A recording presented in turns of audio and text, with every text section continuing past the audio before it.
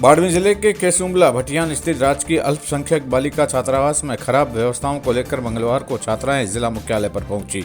उन्होंने जिला कलेक्टर को ज्ञापन सौंपकर छात्रावास की विभिन्न समस्याओं का जल्द समाधान करने की मांग की।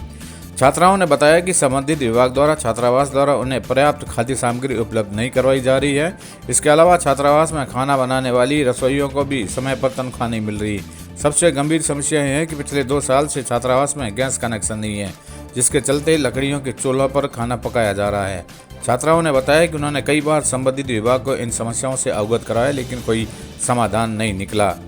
छात्राओं ने ज्ञापन में कई आरोप लगाते हुए जिला कलेक्टर से छात्रावास की समस्याओं का तुरंत समाधान करने की मांग की है। उन्होंने कहा कि उन्हें सुरक्षित और स्वच्छ वातावरण में रहने का अधिकार है और वे अपनी पढ़ाई पर ध्यान केंद्रित कर सके। इसके लिए छात्रावास में उचित व्यवस्था होना जरूरी है।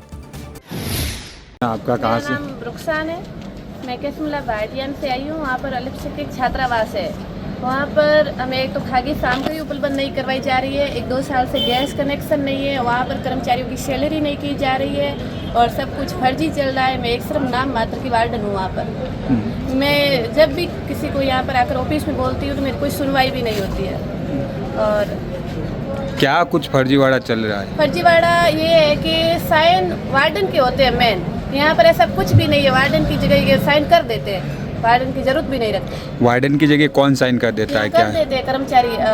अमीन साहब जो मापुरी है, पीओ है, डीएमओ अल्पसंख्यक मामलात की, वो करवा देते अपने कर्मचारियों से। कब से राशन नहीं पहुंच रहा है? अभी तो हमें 1 महीने से राशन, लगभग 2 महीने हो गए। और पहले ललित जी के टाइम हमारा हॉस्टल अच्छा था और उससे पहले 1 साल पहले वहाँ पर वार्डन भी अमीन जी की थी कोई, और कर्मचारी भी उन्होंने अपने कोई लगा रखे थे। सारा का सारा पूरा साल का बजट अमीन जी ने खुद ही खाया और सब कुछ फर्जी चलाया। कितना बजट था? कितना बजट खाया? क्या बताया? बजट तो लगभग खाया ही है, लगभग काफ़ी होगा। लगभग 33 एडमिशन पिछले साल के थे।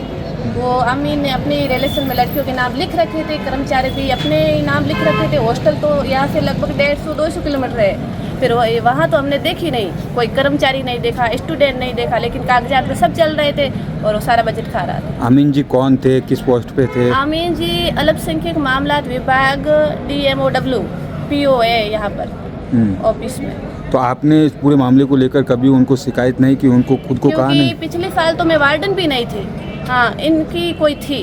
फिर हमें पता भी नहीं था इस बारे में कुछ। इन्होंने चला रखा था सारा फर्जी। मैं तो इस साल 2024-25 सेशन से वार्डन हूँ। तब ललित जी थे DMWO, जो उनके टाइम मेरा हॉस्टल लगभग अच्छे से चला। फिर दिसंबर में उनका तबादला हो गया, फरवरी माह में उनका तबादला हो गया।